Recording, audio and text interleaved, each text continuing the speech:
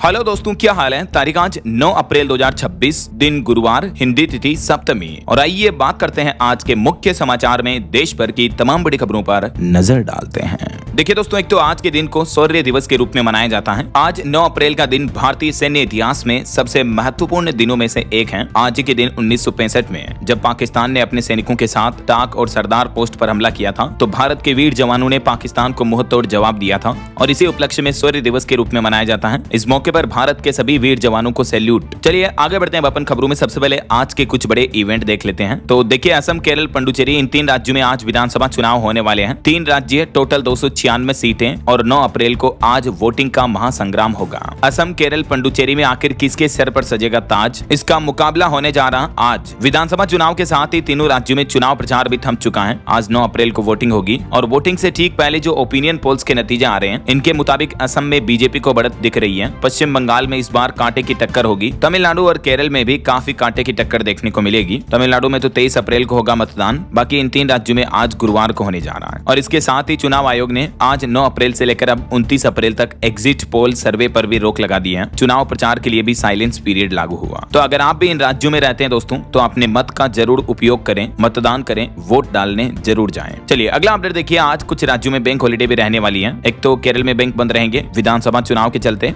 और वहीं बिहार की राजनीति से खबर आ रही है। मुख्यमंत्री नीतीश कुमार आज दिल्ली रवाना होंगे और कल 10 अप्रैल को राज्यसभा में शपथ लेंगे। बिहार में सत्ता परिवर्तन के संकेत दिखने लगे हैं और इसका काउंटडाउन भी शुरू हो चुका है। बीजेपी ने बुलाई मीटिंग, 2 दिग्गज नेताओं पर रहेगी नजर। आखिर बिहार में नई सरकार, नया मुख्यमंत्री कौन होगा, ये तो वक्त ही बताएगा। फिलहाल देखिए अगली खबर। मध्य प्रदेश में भी आज 9 अप्रैल से ही गेहूं की खरीदी शुरू होने जा रही है। किसानों के लिए उपार्जन केंद्रों पर बेहतर व्यवस्था की जाएगी। गेहूं के साथ ही चना और मसूर, इन फसलों को भी खरीदेगी एमएसपी पर सरकार। मध्य प्रदेश के मुख्यमंत्री डॉक्टर मोहन यादव की कैबिनेट बैठक हुई और इसमें कुछ महत्वपूर्ण फैसले लिए गए। अब मध्य प्रदेश में देखिए, एससी के छात्रों को भी छात्र गृह योजना के तहत मिलेंगे 10-10 हजार रुपए स्कॉलरशिप के रूप में। और भी एमपी कैबिनेट के कुछ फैसलों की डिटेल्स आप देख सकते हैं। पीएम श्री विद्यालय योजना के लिए 940 करोड़ रुपए खर्च किए जाएंगे। एमपी उज्जैन में भूमि अधिग्रहण के लिए 590 करोड़ का बजट रखा गया है। बाकी छात्र गृह योजना में हर महीने 10-10 हजार रुपए दिए जाएंगे। किन किन स्टूडेंट को इसका लाभ मिलेगा, जिसकी डिटेल्स भी आप चेक कर सकते हैं। और हिमाचल प्रदेश के सीबीएसई स्कूलों के लिए टीचर टेस्ट मामले में भी आज 9 अप्रैल को बहस होगी। वहीं मौसम विभाग की भी चेतावनी आ रही है। आज भी यूपी, बिहार समेत 13 राज्यों में आंधी बारिश का अलर्ट है। 80 किलोमीटर प्रति घंटा की रफ्तार से हवाएं भी चलेगी। तो आगे मैं आपको बताऊंगा और भी पूरे मौसम समाचार विस्तार से। फिलहाल आगे बढ़ते हैं खबरों में। कुछ ईरान इजराइल जंग से जुड़े बड़े अपडेट देख लेते हैं। तो देखिए अगली बड़ी खबर। आखिरकार कुछ ही घंटों में टूट गया सीज फायर। ईरान की तेल रिफाइनरी में धमाका हुआ। यूएई पर भी ईरानी मिसाइलें आई। अभी बीते दिन आपको पता होगा 40 दिन बाद अमेरिका और ईरान के बीच जंग थमी थी। 2 सप्ताह के सीज फायर का ऐलान हुआ था और मुझ रूट खोलने की भी घोषणा की गई। खुद अमेरिकी राष्ट्रपति डोनाल्ड ट्रंप ने भी कहा था कि ईरान में अब 2 सप्ताह का सीज फायर रहेगा, तब तक वो हमला नहीं करेंगे। लेकिन आखिर ये कैसा सीज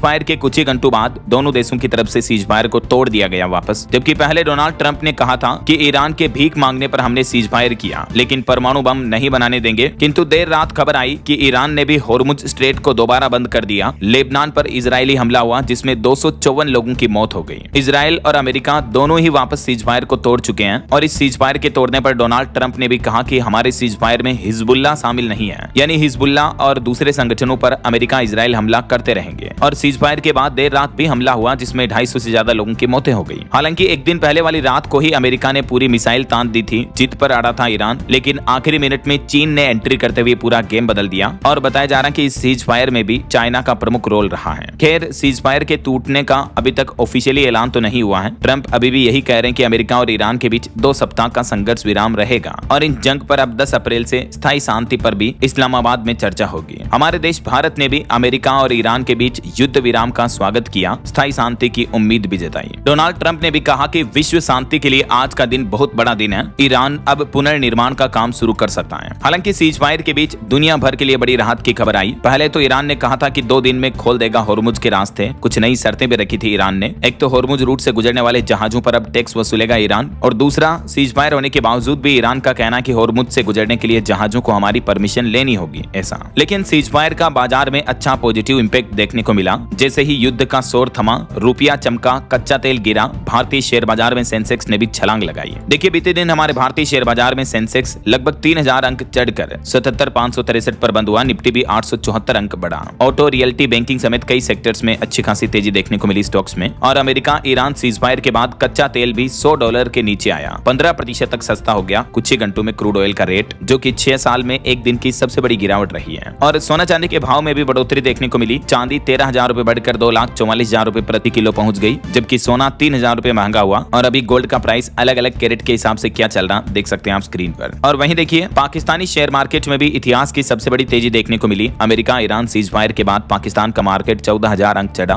9% की बढ़ोतरी देखने को मिली एक ही दिन में। और सीज फायर के बाद अमेरिकी राष्ट्रपति डोनाल्ड ट्रंप ने एक बड़ा टेरिफ धमाका भी कर दिया। मतलब उन्होंने घोषणा कर दिया कि ईरान को जो देश हथियार देंगे उन पर 50% ज्यादा टेरिफ लगाएंगे हम। जो भी देश सैन्य हथियारों में ईरान की मदद करेंगे उन देशों पर अब ज्यादा टेरिफ टैक्स लगाया जाएगा। अमेरिका के द्वारा डोनाल्ड ट्रंप ने ये सीधी सीधी चेतावनी भी दे दी है। वहीं अमेरिका ने तो एक और बड़ा दावा ये भी किया कि जंग में ईरान की 80% वायु रक्षा प्रणाली खत्म हो चुकी है, जबकि यूएस के सिर्फ 10% हथियार ही इस्तेमाल हुए। ये भी कहना है अमेरिका का। और डोनाल्ड ट्रंप ने एक और नया चौंकाने वाला ऐलान किया। वो बोले कि अमेरिका और ईरान के बीच समझौता बेहद करीब है, जल्द ही दोनों देश मिलकर करेंगे काम। यूरेनियम संवर्धन का मुद्दा भी हल हुआ। सीज फायर की घोषणा के साथ ही डोनाल्ड ट्रंप ने ईरान के साथ अच्छे रिश्ते और साथ में आगे काम करने की बात भी कही है। सोशल मीडिया पोस्ट में देख सकते हैं आप। वैसे दोस्तों ये जो 40 दिन तक जंग चली इसमें कई लोगों की जानें गई। देखिए आंकड़े, 3500 से ज्यादा लोगों की मौतें हुई अमेरिका ईरान जंग में। 12 देशों पर हमले हुए, ईरान ने सबसे ज्यादा देशों पर हमले किए। युद्ध में पश्चिम एशिया के कई देशों को भयंकर नुकसान हुआ। ये कुछ आंकड़े देख सकते हैं आप, अब तक कहां कितनी मौतें हुई। अकेले ईरान में ही 2000 से ज्यादा लोगों की जानें गई है। पश्चिम एशिया में अमेरिका के कुछ अहम बेस यहाँ थे और इन सभी देशों पर ईरान ने हमला किया। इस वजह से युद्ध के कारण आर्थिक नुकसान भी काफी ज्यादा हुआ। ये डेटा आप देख सकते हैं। और ईरान युद्ध के बाद क्रूड ऑयल, कच्चे तेल की कीमतें भी कितनी ज्यादा बढ़ी हैं। और मीडिया रिपोर्ट्स में एक बड़ा दावा तो ये किया जा रहा है कि अमेरिका ने पाकिस्तानी पीएम को जंग रोकने का पोस्ट भेजा। ड्राफ्ट मैसेज लेके होने पर सवाल किया। यूजर बोले कि ट्रंप की गुलामी कर रहे हैं पाकिस्तान के प्रधानमंत्री शहबाज। और इधर ट्रंप का कहना कि सीज फायर में लेबनान शामिल नहीं है। ईरान बोला कि अकेला नहीं छोड़ सकते, इस वजह से अब पाकिस्तान की टेंशन और बढ़ने लगी है। चलिए अगली खबर देखिए। मध्य पूर्व में तनाव के बीच केंद्र सरकार ने एलपीजी आवंटन का भी नया फॉर्मूला तय किया। फार्मा, फूड और कृषि जैसे क्षेत्रों को राहत मिली है। केंद्र सरकार ने इन औद्योगिक क्षेत्रों को अब 10% अतिरिक्त एलपीजी उपलब्ध कराने का भी फैसला लिया है। पेट्रोलियम और प्राकृतिक गैस मंत्रालय की तरफ से भी ये जानकारी दी गई। चलिए अगला अपडेट देखिए। युद्ध के हालातों के बीच केंद्र की नरेंद्र मोदी सरकार ने तेल के संकट का भी पक्का इलाज ढूंढ लिया। अरुणाचल प्रदेश में भारत का नया ऑयल फील्ड बनाया जाएगा। यहाँ 2 नए हाइड्रो पावर प्लांट लगाने की मंजूरी दे दी है केंद्र सरकार ने, जिन पर 40,000 करोड़ से ज्यादा की लागत आएगी। लेकिन उससे भी महत्वपूर्ण ये है कि आने वाले वक्त में यह तेल संकट का समाधान होने वाला है भारत के लिए, ऐसा ताकि भविष्य में अगर इस तरह के युद्ध के हालात हो तो भारत में क्रूड ऑयल, कच्चे तेल वगैरह की इस तरह से कमी ना रहे। चलिए अगली खबर आ रही कि ईरान से 7 साल बाद अब कच्चा तेल खरीद रहा हमारा देश भारत। एक जहाज जो कि चाइना जा रहा था लेकिन बीच रास्ते से ही लौटा और ये जहाज इसी सप्ताह पूर्वी तट पर पहुंचेगा। मिडिल ईस्ट में जारी संघर्ष के बीच आखिरकार भारत ने 7 साल बाद ईरान से तेल खरीदना फिर से शुरू कर दिया है। शिपिंग डेटा के मुताबिक ये जया नाम का टैंकर ईरानी क्रूड लेकर भारत के पूर्वी तट की ओर आ रहा है। ये इसका रूट मैप भी आप देख सकते हैं। चलिए अगली खबर देखिए दोस्तों। भारतीय रिजर्व बैंक आरबीआई ने ब्याज दर यानी रेपो रेट की जो इंटरेस्ट रेट है वो 5.25% पर बरकरार रखी। तो रेपो रेट में बदलाव नहीं होने की वजह से बैंकों के लोन वगैरह महंगे नहीं होंगे। हालांकि रेपो रेट घटी भी नहीं है तो इस वजह से लोन सस्ते भी नहीं होंगे लेकिन महंगे भी नहीं होंगे, ऐसा भारतीय रिजर्व बैंक आरबीआई के गवर्नर ने एमपीसी मीटिंग के नतीजों का फैसलों का ऐलान किया और इसमें बताया कि एक तो रेपो रेट में कोई बदलाव नहीं किया गया, जबकि पिछले साल 2025 में 4 बार रेपो रेट घटाई थी 1.25% के लगभग। लेकिन इस नए वित्त वर्ष की जो ये पहली मीटिंग हुई इसमें रेपो रेट में कोई बदलाव नहीं हुआ है। वहीं रिजर्व बैंक के गवर्नर संजय मल्होत्रा ने कहा कि भारत की मैक्रो इकोनॉमिक स्थिति मजबूत है लेकिन ईरान युद्ध की वजह से हालात चुनौतीपूर्ण है। एनर्जी, तेल, गैस की कीमतें बढ़ने से ग्लोबल ग्रोथ पर भी खतरा मंडरा रहा है। हर 2 महीने में होती है आरबीआई की मीटिंग, तो अब जून में होगी वापस, तब देखते हैं क्या फैसले आते हैं। फिलहाल देखिए अगली बड़ी खबर। मणिपुर राज्य में एक बार फिर से लगा कर्फ्यू, इंटरनेट की रफ्तार भी थम गई। 2 बच्चों की मौत के बाद भड़क उठी जातीय हिंसा। दरअसल मणिपुर में बीते दिन 2 बच्चों की हत्या कर दी गई। उसके बाद कई जगहों पर विरोध प्रदर्शन देखने को मिला और 5 जिलों में इंटरनेट बंद कर दिया है मणिपुर में बढ़ते तनाव के बीच। चलिए खबर देखिए। किसानों के लिए खाद सब्सिडी 4,317 करोड़ रुपए बढ़ाई गई और अब 1,350 रुपए में ही मिलेगा डीएपी बैग भी। 40,000 करोड़ के 2 हाइड्रो पावर प्रोजेक्ट भी मंजूर किए गए। मैंने आपको बताया था शुरुआत में ही। केंद्र सरकार की कैबिनेट बैठक हुई जिसमें 2.25 लाख करोड़ के प्रोजेक्ट्स और प्रस्तावों को मंजूरी दी गई। इन फैसलों में कृषि, ऊर्जा और शहरी परिवहन शामिल है। पहला फैसला तो ये रहा, खरीफ फसल 2026 के लिए 41,534 करोड़ की खाद सब्सिडी दी है सरकार ने ताकि किसान भाई लोगों को सस्ते में उर्वरक, खाद वगैरह मिलता रहे। दूसरा, राजस्थान रिफाइनरी प्रोजेक्ट पर 79,459 करोड़ रुपए खर्च होंगे। तीसरा, राजस्थान में जयपुर मेट्रो फेज 2 में 13,000 करोड़ से बढ़ेगी कनेक्टिविटी। और चौथा, यह हाइड्रो पावर सेक्टर के लिए 40,000 करोड़ के 2 बड़े प्रोजेक्ट्स को मंजूरी मिली है। तो ये केंद्र की कैबिनेट बैठक के कुछ महत्वपूर्ण फैसले रहे। चलिए अगला अपडेट देखिए। इस साल अमरनाथ यात्रा के लिए 15 अप्रैल से ही पंजीकरण पंजीकरण यानी रजिस्ट्रेशन शुरू होने जा रहे हैं। देश भर में 4 बैंकों की 554 शाखाओं में होगा registration. Shri Amarnath ji shrine board की तरफ से ये जानकारी दी गई। इन बैंकों में रजिस्ट्रेशन की सुविधा मिलेगी। इस बार अमरनाथ यात्रा में जम्मू, पहलगाम और बालटाल से दिया जाएगा परमिट। चलिए दोस्तों, अगला अपडेट देखिए। एक बड़ी अच्छी खबर है, हमारे देश की नई उपलब्धि देखिए। भारत ने न्यूक्लियर रोड मैप में हासिल की बड़ी सफलता, दूसरे चरण में प्रवेश कर लिया है भारत ने। इस मामले में कल कम PFBR ने हासिल की क्रिटिकलिटी। ये भारत के परमाणु रोड मैप के मामले में एक बड़ी सफलता है, यानी जल्द ही भविष्य में परमाणु ऊर्जा का शक्तिमान बनेगा भारत। स्वदेशी फास्ट ब्रीडर रिएक्टर बनाकर तैयार कर लिया हमारे देश भारत ने, और भारत की इस तकनीकी सफलता के बाद आने वाले 400 सालों की बिजली गारंटी पूरी हो पाएगी। ऐसा करने वाला भारत दुनिया का दूसरा देश बन चुका है, क्योंकि ये परमाणु ऊर्जा से बिजली बनाने की काफी जटिल तकनीक है जिसको भारत ने हासिल कर लिया है। अच्छी बात यह है कि इसमें कोई विदेशी मदद नहीं ली, बल्कि पूरी तरह से स्वदेशी इंजीनियरिंग से इसको तैयार किया गया। अब भविष्य में थोरियम के इस्तेमाल का रास्ता खोलेगा भारत। परमाणु विशेषज्ञों का कहना है कि अमेरिका और फ्रांस अभी ये 2 ही देश जो कि एक ही डिजाइन को अपनाए हुए हैं परमाणु रिएक्टर के मामले में। जर्मनी और ब्रिटेन की कोशिशें नाकाम रही और भारत दूसरे नंबर पर आ चुका है इस मामले में। ऐसा तो ये वाकई में भारतीय इंजीनियरों की एक बड़ी अच्छी सफलता है, वैज्ञानिकों की, और इसी बात पर एक लाइक तो बनता है दोस्तों। हम सभी हिंदुस्तानियों के लिए अच्छी बात है, तो फटाफट से दिल से इस वीडियो पर एक लाइक कर दीजिए। अभी तो हम कुछ और काम की खबरें, महत्वपूर्ण न्यूज अपडेट्स देखेंगे, लेकिन इससे पहले दोस्तों अगर आप DLS न्यूज चैनल से अभी तक भी जुड़े नहीं हो तो जुड़ जाइए, चैनल को सब्सक्राइब करके बेल आइकन भी जरूर दबा देना, और इस वीडियो पर एक लाइक और शेयर तो आपने कर ही दिया होगा पहले से ही, क्योंकि आप चैनल पर जाकर विजिट करके देखना। हर रोज काम की महत्वपूर्ण खबरें, बिग ब्रेकिंग न्यूज अपडेट, मुख्य समाचार सबसे पहले आपको DLS न्यूज चैनल के माध्यम से मिल जाते हैं आसान भाषा में। तभी तो आपका अपना DLS भाई आपको कहता है कि जुड़ जाओ यार रोजाना। खैर, अपनी ढेर सारी बातें करेंगे बाद में, फिलहाल सीधा आगे बढ़ते हैं खबरों में। सबसे पहले कुछ मौसम अपडेट पर नजर डाल लेते हैं, उसके बाद आगे बढ़ेंगे दूसरी न्यूज की तरफ। तो देखिए दोस्तों, मौसम विभाग ने कहा कि एक तो इस साल मानसून में 6% कम बारिश का अनुमान है। स्काईमेट वेदर की रिपोर्ट के मुताबिक मध्य प्रदेश, राजस्थान, पंजाब, हरियाणा इन राज्यों में सामान्य से कम बारिश हो सकती है इस साल के मानसूनी सीजन में। लेकिन अभी जो बेमौसम बारिश हो रही है, इस वजह से कई राज्यों में किसान भाई लोग परेशान हो रहे हैं। देखिए, बीते दिन भी उत्तराखंड के चारों धामों में बर्फबारी देखने को मिली। राजस्थान के भी कई जिलों में ओले गिरे। मध्य प्रदेश में तो अभी 3 चक्रवात सिस्टम एक्टिव है, और उत्तर प्रदेश में तो पिछले 7 दिन में आंधी, तूफान, बिजली की घटनाओं में 15 लोगों की मौतें हो गई। इतने गंभीर हालात चल रहे हैं। कुछ अलग अलग राज्यों की मौसमी स्थितियां देखिए आप। उत्तर प्रदेश में मेरठ, सहारनपुर में जमकर ओले गिरे, सफेद चादर से बिछ गई, इतनी ओलावृष्टि हुई। प्रयागराज में पीपा पुल भी बह गया। यूपी के 30 शहरों में अभी भी आंधी बारिश की चेतावनी है। ये ओलावृष्टि की तस्वीरें आप देख सकते हैं, कितनी ज्यादा ओले गिर रहे हैं। इस बीच 9 अप्रैल को आज उत्तर प्रदेश में मौसम कैसा रहेगा? कई जिलों में ओलावृष्टि, आंधी, तूफान और बारिश, बिजली की चेतावनी है। मुख्यमंत्री योगी आदित्यनाथ ने कहा कि हर किसान को जल्द ही मुआवजा मिले। सभी जिला प्रशासन अधिकारियों को किसानों की खराब फसलों का तुरंत सर्वे करने का आदेश भी दिया, और बीमा क्लेम भी जल्द निपटाने के निर्देश दिए, तो जिलों को तुरंत राहत राशि भी मिलेगी जल्दी। और अब देखिए, राजस्थान में भी बारिश और ओलावृष्टि से तरबतर हालात चल रहे हैं। बिजली गिरने से एक गैस सिलेंडर फट गया, आग लग गई जिस वजह से। हालांकि कल राजस्थान के कई जिलों में बारिश वगैरह देखने को मिली, लेकिन अब आज से राजस्थान में तो मौसम साफ रहेगा। मध्य प्रदेश में अभी भी 3 चक्रवात एक्टिव हैं, जिसके चलते 7 जिलों में बारिश और 11 जिलों में तेज हवाएं, आंधी, तूफान का भी अलर्ट है। कुछ जिलों में ओले गिरने का भी अनुमान जारी किया है। आज 9 अप्रैल को मध्य प्रदेश के इन जिलों में बारिश की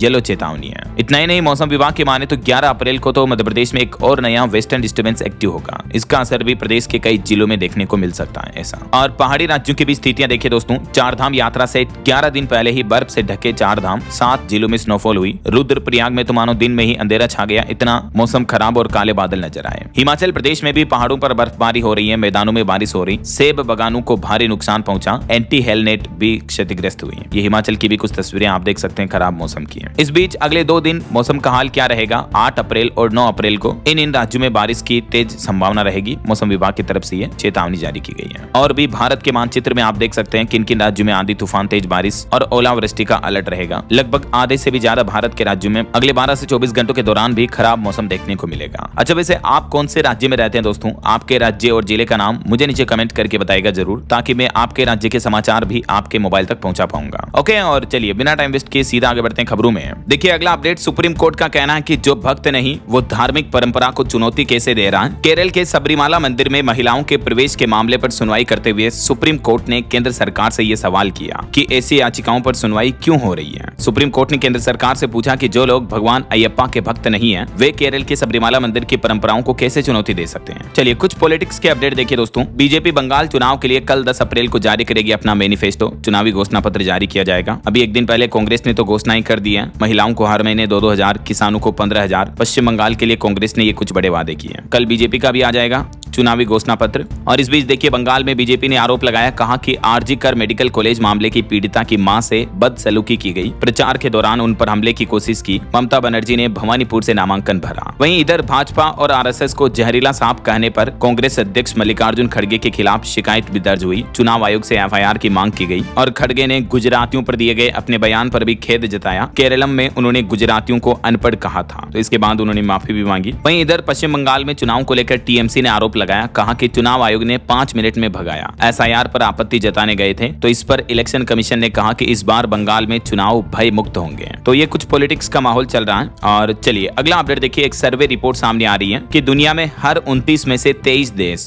भविष्य को लेकर चिंतित हैं। मतलब इन देशों में रहने वाले लोग बाग अपने फ्यूचर को लेकर चिंतित हैं। भारत के 65% लोग ये मानते हैं कि हमारा देश सही दिशा में आगे बढ़ रहा है। इप्सोस की ये सर्वे रिपोर्ट सामने आ रही है। चलिए खबर है, उत्तर प्रदेश में भी शुरू हुई जनगणना की तैयारी। 16 अप्रैल से कर्मचारियों को दिया जाएगा प्रशिक्षण। 7 मई से खुलेगा ऑनलाइन पोर्टल भी। वहीं देखिए यूपी लखनऊ में प्राइवेट स्कूलों ने 25% तक फीस बढ़ाई, तो उसके बाद पेरेंट्स ने हंगामा भी किया, बोले कैंटीन से खाने का बनाया जा रहा दबाव। और करंट अफेयर्स के कुछ अपडेट देखिए दोस्तों, भारत की पहली ओपन LGBTQ सांसद बनी मेनका गुरुस्वामी। वहीं नासा का आर्टेमिस मिशन 2 पृथ्वी से सबसे दूर पहुंचने वाला, इंसानों के साथ सबसे ज्यादा दूरी तय करने वाला ऑब्जेक्ट बन चुका है। चलिए खबर आ रही है, दिवाली से पहले मध्य प्रदेश में भी यूसीसी लागू करने की तैयारी कर रही है एमपी की मोहन यादव सरकार। मुख्यमंत्री मोहन यादव ने कैबिनेट बैठक में भी इसके संकेत दिए, कहा कि गोवा और उत्तराखंड राज्यों के मॉडल की स्टडी करेंगे और उसके बाद इस साल 2026 में मध्य प्रदेश में भी यूसीसी यानी समान नागरिक संहिता कानून, यूनिफॉर्म सिविल कोड लागू किया जा सकता है ऐसा। चलिए अगली खबर देखिए, व्हील चेयर पर संत प्रेमानंद महाराज से मिलने पहुंचे उत्तराखंड के यूट्यूबर UK07, जिन्होंने हाल ही में अपनी फॉर्च्यूनर से खुद का एक्सीडेंट कर लिया था। तो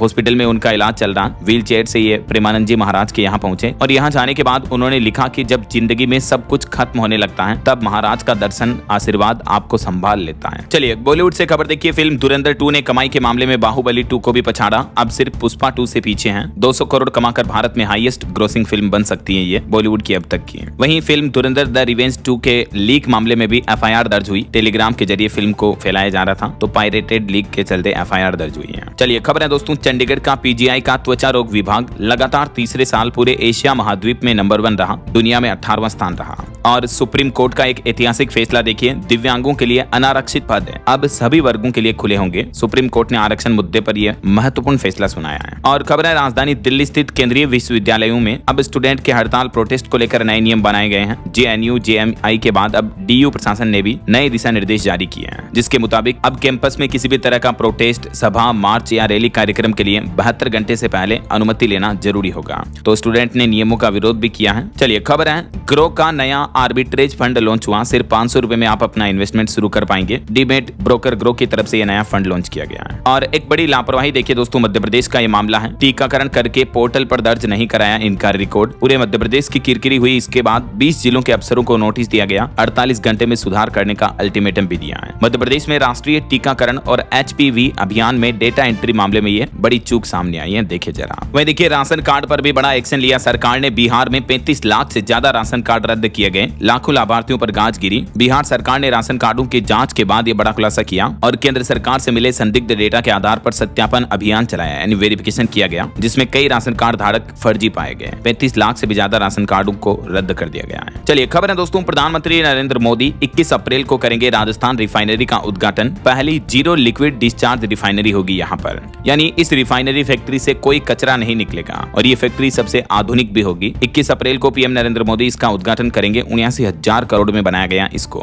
राजस्थान के बालोतरा जिले में पचपदरा रिफाइनरी के पहले चरण का उद्घाटन होगा। वहीं खबर है, राजस्थान में कृषि विकास और निवेश का वैश्विक मंच भी बनने जा रहा। 23 से 25 मई तक अगले महीने जयपुर में भव्य आयोजन होगा। और खबर देखिए, उत्तर प्रदेश के फतेहपुर पहुंचे किसान नेता राकेश टिकैत ने कहा कि कानून में संशोधन हो, हत्यारोपितों की आधी संपत्ति पीड़ितों को मिले। वहीं बिहार में डिजिटल बिजली सर्वे पर रिपोर्ट सामने आ रही कि उपभोक्ताओं के लिए अलर्ट, मीटर की फोटो के नाम पर आपके साथ ठगी हो सकती है। बिहार बिजली विभाग की तरफ से ये आजकल जो स्कैम चल रहा है इसको लेकर चेतावनी दी है। तो सोशल मीडिया पर इस तरह से किसी भी बिजली विभाग के नाम के मैसेज पर, लिंक्स वगैरह पर क्लिक ना करें और हेल्पलाइन के लिए इन नंबरों का इस्तेमाल कर सकते हैं। चलिए खबर है, हवाई अड्डों पर अब लैंडिंग और पार्किंग शुल्क घटाने का आदेश दिया केंद्र सरकार ने। टिकट के दाम भी नियंत्रित रखने में मदद मिलेगी इससे। वहीं खबर है, उत्तर प्रदेश में सड़क दुर्घटनाएं रोकने के लिए 20 जिलों के 172 मार्गों पर तैनात होंगे रूट मार्शल भी। यूपी पुलिस ने यह नया प्लान बनाया है। और खबर देखिए, भारत के उद्योगपति गौतम अडानी ने अमेरिकी कोर्ट से फ्रॉड केस खारिज करने की की मांग की। वो बोले कि यह मामला अमेरिका के अधिकार क्षेत्र से बाहर है, किसी भी तरह की धोखाधड़ी साबित नहीं हुई है, तो